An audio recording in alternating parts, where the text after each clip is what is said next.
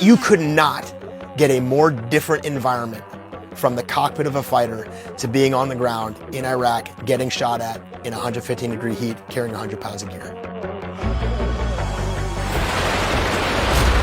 There is no starker difference in how to fight a war than those two places. The middle of summer in Iraq, maneuvering on the ground, all sorts of different environments.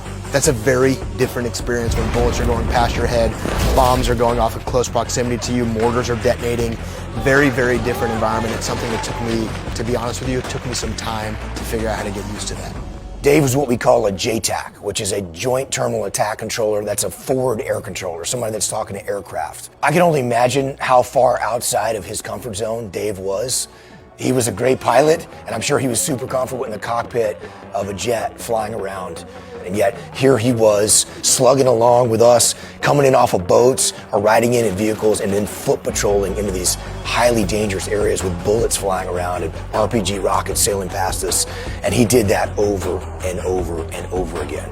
Once the operation reaches a certain threshold of either risk level or complexity, we would then look to augment our SEALs with other units. He was a person that we could work with. He's a person we could count on. We could count on his team, and that's how the relationship started. I probably did 50 major combat operations with Dave and his Marines where they plugged into our element and were a part of our patrol. And so they'd sit in our mission planning brief.